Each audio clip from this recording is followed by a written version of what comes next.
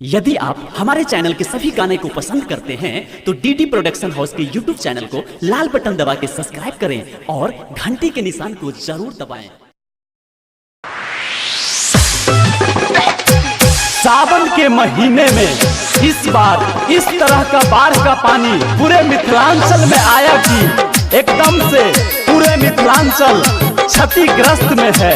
इसी बात को देखते हुए एक भक्त भोला बाबा से विनती कर रहे हैं और क्या कह रहे हैं, आइए सुनते हैं। हाँ, सावन के बरसा बरस ले ताप गेल बारो बाबा। बाबा ध्यान दियो ना। हाँ, सावन के बरसा बरस ले ताप गेल बारो बाबा। कुछ करू ना। डूबल घर पूरा एकदम से दहा गेले। धान रोपा डूबल घर धान रोपल भेला बेघर हो बाबा। कैसे सावन में बदेव घर हो बाबा। डूबल घर धान रोपल भेला बेघर हो बाबा। कैसे सावन में बदेव घर हो बाबा। कोना बाबा कहो ना। Music bar DJ Hariom Basantpur.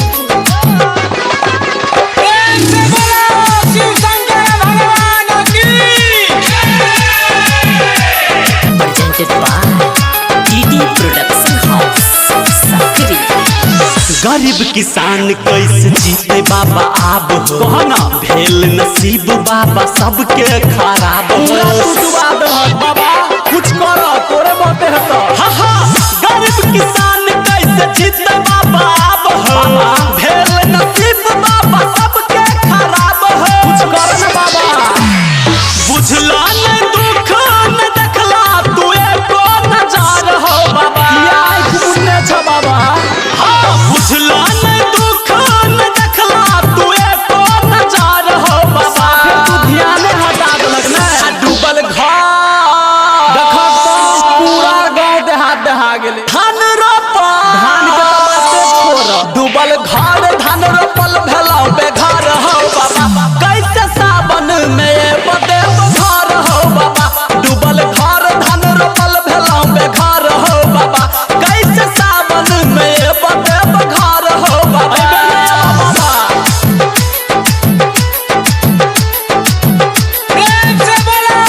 Music bar DJ Hariom Basantpur.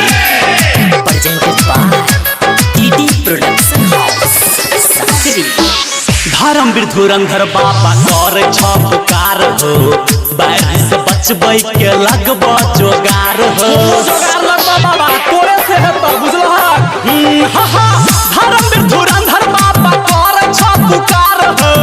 बाढ़ से बचबै के लगब जोगार हो। बाबा तोरे पर भरोसा छ। मधुबनी दरभंगा बचले न कोनो शहर हो बाबा। तेसरे खोला ना। मधुबनी दरभंगा बचले न कोनो शहर हो बाबा। कना रहबे हो। डूबल घर देखा साफे पाइने सौसे छै। धान रोपा कहन बाबा डूबल घर धान रोपल भेला बेघर हो बाबा। कैसे सावन में बदेव घर हो बाबा। डूबल घर धान रोपल भेला बेघर हो बाबा।